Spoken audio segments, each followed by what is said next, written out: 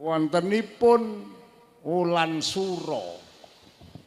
Wulan sura niku nek cara jaman alit kula niku klebu wulan sing angker, Pak. Ngantos tiyang nggen kula niku nek wulan sura ki ora wani gawe omah kok nang wulan sura niki mboten wantun. Memantu nang wulan sura ora wani. Nyupitke anak mboten wani. Bab wulan angker. Niku bareng tak selidik-selidiki jebulane bener.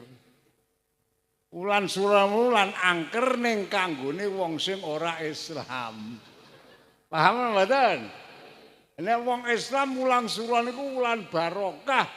Wong hijrahe Kanjeng Nabi niku wong wulan sura. Islam sumebar nalika hijrahe Kanjeng Nabi saking Mekah teng Madinah. Islam makin berkembang. Berarti wulan sura wulan barokah. Dadi sing ngandhake nek wulan sura niku wulan angker niku wong sing ora kula jaman alit nggih ngoten. Kula takon kalih wong tuwa, "Mbah napa to Mbah nek sura-sura kok ora do memantu?" "Oh, sura-sura memantu bahaya. Ana apa to Mbah? Iso majer." Nek memantu sasi sura malah majer. Nek supit ning sasi sura kok ora oleh. Sura-sura supet iki engko iso kuntingen ora iso gedhe. Niku jare tiyang sepuh riyin. Lah niku nuwun sewu. Sareng kula pelajari wulan sura wulan ingkang kathah barokahipun. Kula menika nalika taun 1980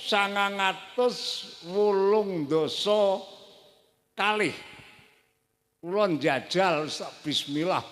Aku tak njajal gawe omah lek ngawiti tak tanggal 1 Sura. Niku estu, Pak. Tahun 1982 kula ndamel griya. Lek gawe nang sawah. Mboten teng desa wong kula niki nek kon omah nang desa ora gelem mergane napa anake akeh, ora tau nyambut gawe dadi engko nek do nangis ndak brembengi tanggane. Kula le damel griya niku nang sawah. Iku tak lekasi tanggal 1 Sura persis kula tak duduk pondasine. Lah wektu kula nglekasi ngoten niku, tiyang sepuh-sepuh panggenan kula do protes kalih kula. Pas kula ajeng ngaji Selasa nang masjid niku sing sepuh-sepuh do ngadepi kula. "Nak Kiai, dalem Pakde. Sampeyan kok wani-wanine sura-sura kok nglekasi nggih omah ki etungane nganggo apa?" Wah ampun kula etung jelimet. Nek wulan sura niku gawe omah gelis dadi tur mengko akhire kebak rejeki mundhak sekabehane. Apa tenan estu pun mangke tak buktekke. Wah tenan niku akhire estu. Ha kok muni gelis dadi sebab ngene Pakde. Nek wulan sura ki tanggane lak ora do gawe omah. Anme nek kula nglekasi lak akeh sing ngrewangi dadi gelis dadi. Niku yektos, Pak. Tak lekasi kula damel griya niku 17 dina niku mpun sisa dinggoni. 17 dina mpun saged dinggoni. Bab sing ngewangi kathah. Tukang-tukang sing do prei niku teko ora tak undang do teko. Niki mandang wis dadi. Terus kula nggoni bocah pondok niku ndalan terus prainan do teko. Nek do teko niku do njujuk teng griya kula. Mongko nek cah pondok iki do teko nggawa IN. Ngertos IN. Oleh-oleh. Wah ana sing gawake jeruk, ana sing gawake mandang wis perna-perna nika. Kula numpak sepeda motor jemput wong tuwa-tuwa sing menging kula niku. "Mbah, napa nak? Nggoh tak aturi tindak nggen kula." "Ana apa?" "Tak kon buktekke kula lek gawe sasi sura, gawe omah sasi sura pancen dijabahi karo Allah. Saiki wis dadi kena dinggoni tur rejekine akeh." Mandang wis tekan tiyang 6 niku sing tak gawa tak boncengke nggo Honda niku. Wong tuwa-tuwa niku tak tatani panganan. "Nggo niki nek ora ngandel gawe omah sasi sira rezekine kaya ngene iki. Niki ora tuku, Mbah. Niku gedhek-gedhek niku akhire kok le semar. Ha iki lak sampeyan. Ha nek aku niru ya ora iso malah mati gasik mungal ngoten niku. Masa urung wani ya Allah. Niki kula niku sampun bolak-balik. Akhire tekan barang kula manggon teng griya niku pun oleh kurang luwih 3 tahun. Kula ditimbali kalih bapak kula Hon dalem kae pondok sing kene kae saiki bocah iku wis rada suk-sukan. Mbok kono gawe pondok. Ndamel teng pundi, Pak? Ya sak karepmu. Nek teng mriki pun mboten wonten ngene. Sak karepmu. Terus kula sanjang. Nek gawe teng ngene cakete griya sawah niku mon pripun, Pak? Ayo luweh. Akhiripun kula pun dawuhi ndamel pondok kaliyan bapakna wonten sak kidul griya kula wonten Sabin. Niku karo desa iki metu 150 meter. Ha niku nggih tak lekasi sasi sura, Pak. Alhamdulillah ya gelis dadi niku. Ning ya cobane abot. Bareng kula diperintah karo bapak, wulan sura niku tak mulai sura, sapar, mulut, bata mulut, Jumatil Awal, Jumatil Akhir. 6 wulan niku kula gawe pondok ini mboten gedhe kok namung ukuran wiyaripun menika 9, panjangipun 24 meter, lantai kalih. Niku sura, sapar, mulut, bata mulut, Jumatil Awal, Jumatil Akhir niku sampun mulai pasang ternit ingkang inggil.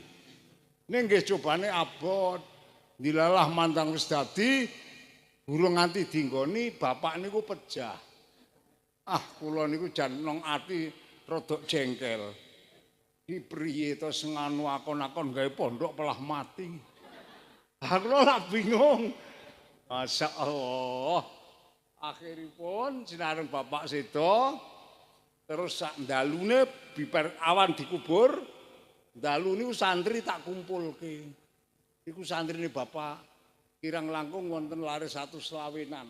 Jaler sedaya. Terus kula kumpulke, kula sanjang. Krana kula rumangsa lek ora iso ngaji, terus lare-lare tak sanjangi. Iki bocah-bocah kabeh ya. Kowe kabeh lak santrine Mbah Kyai nggih. Gandeng saiki Mbah Kyai iki wis sedo. Aku meng bebaske karo kowe. Kowe arek do pindah ya luweh, arep do boyong ya luweh. Pikir kula engko nek santri iki do bali boyong, pondok niku ajeng tak ge kontrakan. Tak sewake. Ah kula lak kepenak gogok oleh duit. Niku lare-lare niku tak kumpulke ngoten niku tak omongi niku mboten enten sing jawab, Kang. Mboten enten sing jawab. Mendel mawon. Mandang esuk terus akhiripun lurahe pondok kalih pendampinge lare kalih niku ngadep kula. Bah badhe matur napa? Tak sampunipun kala wau lare-lare pun ngendikane Abah menika sampun ngertos sedaya.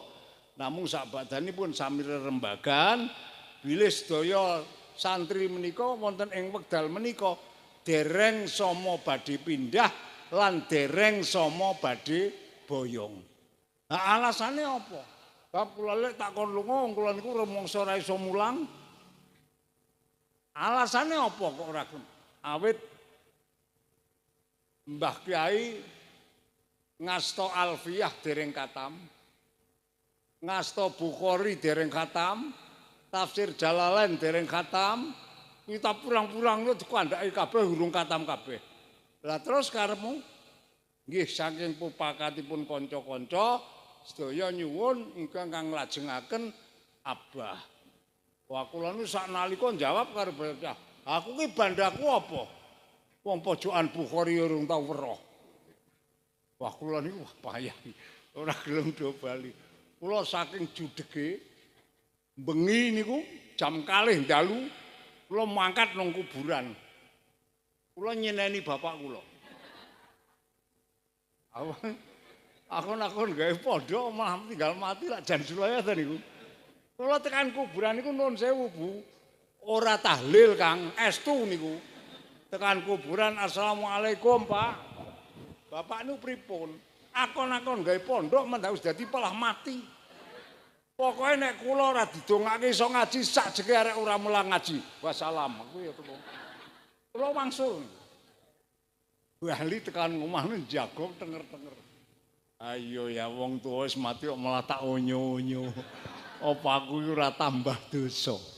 Dan niki alhamdulillah saking barokah Allah pergodhongane tiyang sepuh lari-larine kula telateni alon-alon kok alhamdulillah santrine mboten mundhak malah sudo.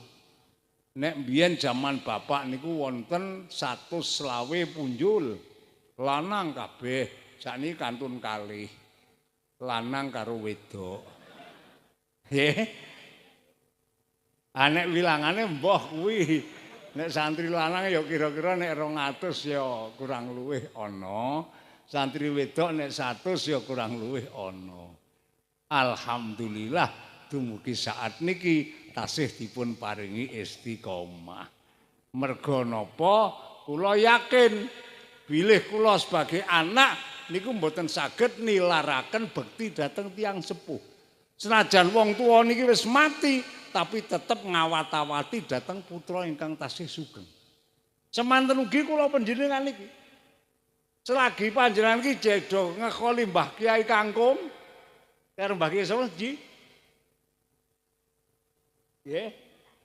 Lah niku kula sampean insyaallah besok teng akhirat ki diaku dadi murid Mbah Kiai niki.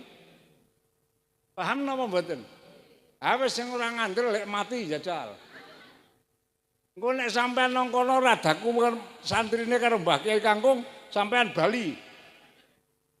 Nemoni aku. Ya, lho niki dados kita menika ndak semua siang menika sama derek hormat haulipun Mbah Kiai Kangkung menika estunipun kula panjenengan iki ndaftaraken dadi santri sing diaku nganti tekan besok nang Bab nek kiai ini mboten sedo, Bu. Pak. Kiai ini mboten sedo. Sampeyan ngandel napa mboten? Dibuka Qur'ane nek ora ngandel. Iki Allah sing dawuh lho. Wala tahsabannal ladzina qutilu fi sabilillahi amwata bal ahyaun inda rabbihim yurzaqun. Kowe kabeh padha duwe penyono. Nek kiai-kiai sing urip-urip agamane Allah iki mati. Bal ahyaun. Kiai-kiai iki nang kono urip. Inda rabbihim yurzaqun. Kabeh kiai iki nang ngersane Allah dadeke wong sugih. Ayo, sapa sing ora ngandel? Tak kon usul wis. Sakniki tak tunggoni. Nek kiai-kiai iki nang ngersane Allah tetep yurzaqun. Sebab kiai menika tiyang ingkang somong urip-urip agamane Gusti Allah. Allah dawuh, kowe aja dipenyono nek wong sing do urip-urip agamane Allah ki mati. Bahkan namung dipindah papan diparingi rezeki ingkang langkung kathah. Dadi nek cara kula ngekoli Mbah Kiai Kangkung ki ora kok kula sampean ki nulungi ora. Tak ibaratke Mbah Kangkung niku cara gelas wis kebak wedange ngeten iki. Ah kok dijogi terus ben apa? Ben apa? Aku lho sampean ki sing ngarap luberane niki wau. Dadi nek ana khole kiai kok ora gelem teko ndaftarke kere sampean. Oh temenan kok niku. Ora oleh luberan kok. Paham napa mboten? Mila saking menika alhamdulillah panjenengan sedaya sing do nderek hormat haulipun para ulama wonten ing dinten menika muga-muga diluberi berkah dening Allah Subhanahu wa taala. Allahumma lah nang wulan sura niki wau kula panjenengan ana dina-dina sing dingendikake Kanjeng Nabi dina sing karomah. Kanjeng Nabi dawuh antawisipun khamsu auqatin la turaddu fihinna du'a. Ana wektu 5 sing nek gawe ndonga dongane ora bakal ditolak karo Allah. Lah kapan? Tunggal Lailatul Jum'ah. Nang malam Jum'ah kuwi do mujahadah ndedonga karo Allah nyuwun paring slamet donya slamet. Nek mujahadah nang malam Jum'ah kuwi ora ditolak karo Allah. Nomor 2 Lailatul Nisfi min Sa'ban. Malam tanggal 15 bulan Ruah. Niki nek mujahadah bakal ditampa karo Allah. Nomor 3 Walailatul Asyura. Malam tanggal 10 bulan Sura. Niki nang ngene hadis dingendikake Lailatul Asyura. Malam tanggal 10 Sura iki nek gawe ndonga maring Allah, dongane ora bakal ditolak. Mula nang tanggal 10 Sura kuwi dihormati karo wong-wong Islam, dianake acara santunan yatim piatu. Sedekah karo wong fakir miskin, para duafa niku nang tanggal 10 Sura ganjarane agung sanget. Kok kula sampean, Pak? Meng tanggal 10 Sura iki gelem gawe kejembaran karo anak putu. Kasarane tembung anake sing cilik-cilik didumi dhuwit 20.000. Ning sampean nang ati niat ingsun sedekah gawe kejembaran karo anak putu. Niku mangke sampean lebare arep diganti tikel 10. Ora ngandel sok Selasa jajal ngono ae wis. Wong kula niki wis dadi keyakinan. Dadi nek malam tanggal 10 Sura niku kula sadurunge nglumpuk-nglumpuk. Tak lumpuk-lumpuke engko nek wis malam 10 Sura tanggal 10 niki gek tak sedekahi. Niku kula nek sedekah anak putu niku tak dhisikke. Engko terus nek wis anak putu wis rata gek tak pikirke yatim piatu. Ah terus nggih ana meneh pirang-pirang. Kula niki anak putune dereng kathah kok Mbok De. Anak nembe kalih welas, mantu nembe 7, putu nembe 3 kalih. Niku nek wulan Sura tetep ora ketung mbuh sepira kula ngedumi lan anak putune. Ning nyatane krana keyakinan kula ngendikane Kanjeng Nabi, sapa wonge gawe kejembaran nang keluargane nang tanggal 10 Sura iki bakal diganti tikel 10 paling sithik. Kepara iso tikel 100. Niki lho. Mula sok nek tanggal 10 Sura iki anak putune didumi. Engko njur anak putu wis rampung yatim piatu. Nggih. Kanjeng Nabi ngendika nek karo yatim piatu, sapa wonge nang tanggal 10 Sura gelem ngemek-emek sirahe bocah yatim njur terus diwe sedekah.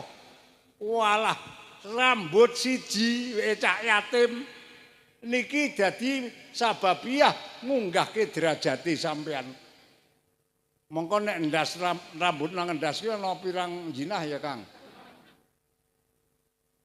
Iki nek arek sedekah karo cah yatim ki dilus-lus sirahe. Ora mang seru-seru. Walau nguyek nganti nemen nganti do potol kok lek ngenehi dhuwit mung 100. Ah, jan edan kowe. Ya. Dadi kon ngelus-elus mawon aja duyek-uyek. Engko njur sedekahi. Niki mangke karo Allah arep diganti tikel matikel. Niku ngendikane Kanjeng Nabi lho. Kula mulane tak buktekke lan ngomongke niki mboten kok kula pamer ora. Kula niki niate tahadus bin nikmah. Tak critake, gek wulan Sura ingkang taun wingi. Niku anak kula Lutfi niku takoni niku. Niku wis tuwa ngoten niku nek wulan 10 Sura nggih tak sedekahi niku. Ana ora ngandel takoni. Niku mantu kula. Nek kula 10 niku sedaya wek kula niku. Alhamdulillah. Kula niki gek Sura sing taun wingi lek sedekah karo anak putu mboten telas kathah. Ming kira-kira entek 15 juta. Ditak dompe anak putu, anak putune 32 ya, Kang. Ya. Anake 12, mantune 7, derek akeh ta niku. Niku kurang luwih entek 15 juta. Niki dereng ngantos tekan wulan mulut kula karo Allah diparingi ijol 150 juta. Sampeyan ngandel ya mati, ora ngandel ya. Wong niki kula mbuktekke. Niki kula tahadus bin nikmat, ngomongke nikmate Gusti Allah. Dados kula mbuktekaken dawuhipun Kanjeng Nabi Muhammad sallallahu alaihi wasallam. Kula pupung menangi sasi sura, monggo engko nek melangi malam tanggal 10 sura kuwi do mujahadah. Syukur poso, nek ora ya teko mujahadah. Wong panjenengan kaya kula niku ora betah poso dadi ora tau poso. Wis luweh. Arek donek ke meniki ae ra genah luweh. Wis ngerti ra genah mang dundang. Ya ngene ya. Nggih mboten. Kula terus jujur mawon. Nek poso sunat niku pancen ora patek kuat kula niku Kang. Estu. Poso ya teko poso Ramadan wis. Nggih. Nek wulan sura niki malam tanggal 10 niki wengi sing ijabah. Donga kula sampean nek temenanan ora bakal ditolak karo Gusti. Mulane sok nek diparingi menangi malam tanggal 10 sura do mujahadah. Ya sak derajat sak pangkate. Ora ketung teko maca istighfar, maca selawat sing gampil. Nek cara Quran ora teng ya teko maca kulhu. Iso ta yu? Saged to? Anak wong Islam kok ora iso maca kulhu pancen mangsane wacake kulhu. Ah ya ngono ta ya. Dadi sok malam tanggal 10 sura itu duke-uke lek baru maca kulhu, maca istighfar, maca selawat, maca zikir. Nek wis rampung ndonga cara Jawa mawon. Ya Allah Gusti, kula nyuwun dhateng panjenengan. Mugi kula sak anak putu kula panjenengan paringi slamet donya lan wis kuwi katut kabeh. Ora semang cara Arab. Wong ndonga cara Arab ra tayeng kok. Ha iya ta, Kang? Ndonga cara Arab daki-daki ora ngerti maknane. Kaya kaume nggon aku. Ngimami tahlil lek ndonga cara Arab. Mandang Islammu tak takoni, Kang. Nun. Kowe ngerti maknane mboten. Ndonga mlekutek ngono ora ngerti maknane. Nek cara kula ora iso cara Arab lek ndonga teko cara Jawa. Angger diawali nganggo selawat, ditutup nganggo selawat, dongane bakal ditampa karo Allah. Niku sing dawuh Kanjeng Nabi lho, Kang. Upamane bar rampung mujahadah, lek ndonga ya teko Allahumma sholli ala sayyidina Muhammad wa ala ali sayyidina Muhammad. Ya Allah Gusti, kula nyuwun dhateng panjenengan mugi kula sak anak putu kula panjenengan paringi slamet donyane lan akhirate. Engko nek arek tambahi monggo. Upamane sampean wong duda muga-muga lek oleh bojo. Ngono. Kuwi tambahan. Ya. Paham mboten? Upamane di anak wedok wis gedhe urung patek payu muga-muga anak kula lek. Niku engko nang malam tanggal 10 Sura gendonga insyaallah bakal dijabahi karo Gusti. Paham mboten? Ikilah sedekah karo insyaallah nek diyakini apa dawuhe Kanjeng Nabi kita menika badhe dipun ijabahi penuhune dening Allah Subhanahu wa taala. Mila bareng-bareng donga dinunga ya Pak ya. Kanthi lantaran mengeti hal wonten ing siang menika muga-muga Allah buka dhateng ati kula panjenengan sedaya. Dadi ati sing padhang, ati sing bening, ati sing resik, ati sing kerasan dinggoni iman. Sebab iman niku peparing sangka Allah dhateng menungso niki dipapake teng atine. Mula Kanjeng Nabi le dawuh al-imanu hahuna. Al-imanu hahuna. Iman iki nang kene iki. Dadi iman kula nggih karo Allah ditempleke teng ati kula. Iman panjenengan ditempleke teng ati panjenengan. Nek sampean tak kabari, Kang. Iman ki sakwise templeke nang ati kok ora kok terus nggogo lunga-lunga lho, Kang. Temenan. Kuwi sing dawuh Kanjeng Nabi kok. Kanjeng Nabi le dawuh la yazni zani aina yazni wa huwa mukmin. Wala yasriku sariku aina yasriku wa huwa mukmin. Wong ki nek atine tememplek nang ati ora bakal nglakoni maksiat. Kaya iki. Iki atine do nang apa imane do nang ati kabeh. Ning kok metu saka kene iki urung karuan imane jet. Ah wong gek tekan kono kuwi wis glendeng tanggane kok. Karo sapa yu dhewe, Mbak Yu Muah ora mangkat. Ha terus glendeng Mbak Yu Muah. Imane lunga ya. Dadi nek pas kula sampean glendeng ki imane lunga. Ah kok pas glendeng kok tabrak motor mati, insyaallah bi ghairi hisab lek mlebu neraka. Mati kecelakaan kok mlebu neraka, ora nggo iman kok wong pas glendeng. Paham napa mboten? Lah mula monggo iman kula panjenengan dijaga bareng-bareng, muga-muga diparingi ati sing resik, kerasan dinggoni iman. Imane ora lunga-lunga. Sing paling suwe lungane iman niku ngendikane Kanjeng Nabi, kapan wong sing duwe iman iki kok ngombe. Cok ngombe ora, Kang? Cok ngombe apa ora? Ngombe teh to? Ah iya ora apa-apa. Sing dikersake Kanjeng Nabi kuwi ngombe omben-omben sing marai mendem. Nek cara mbiyen ya kaya arak, whisky, blendi kuwi tak marai mendem biyen. Anak saiki jenenge werna-werna. Ana apa? KTI. KTI iki ya omben-omben marai mendem mungkin nek singkatane saka kathok ireng. Ya. Pokoke ngombe omben-omben sing marai mendem niku begitu mlebu bleng iman niki lunga ora gelem bali nek durung 40 dina. Iki bahayane itu. Pamane saiki dina apa iki, Kang? Ngatliwon ya. Ngatliwon ngombe. Iki imane lunga. Kok sok ngatliwon sing mburi mati ora bakal dadi wong ahli swarga. Wong imane urung bali wong urung ana 40 dina kok. Bahaya nang mboten. Mula monggo diati-ati. Arek ngombe ya ngombe ning ngombe wedang teh barang ora apa-apa. Aja ngombe omben-omben sing marai mendem iku dilarang karo Gusti Allah, marakake nglungakake iman saka ati kula panjenengan sedaya. Kula donga dinunga ya Pak ya Bu. Awake dhewe iki wis do tuwa. Nggih napa nggih? Wis tuwa apa urung? Nek wong tuwa ki njur lurunge nang ndi? Pripun? Mati. Dielekke niku lho yu.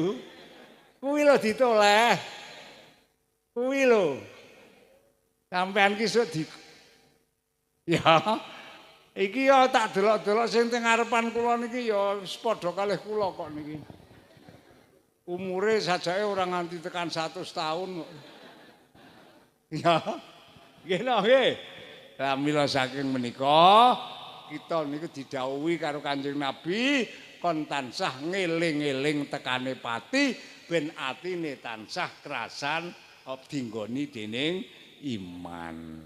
Paham napa mboten? Donga dinunga wae Pak Bu. Kabeh do paring ana slamet. Paring ana umur sing barokah. Paring ana istiqomah ling ibadah. Bisa tetep mantep madhep maring Allah Subhanahu wa taala. Nek ditimbali sowan Allah sak mangsa-mangsa paring ana husnul khotimah. Allahumma amin. Mbok bilih ngaten mawon Pak Bu ingkang saged kula aturaken. Mugi-mugi wonten manfaatipun.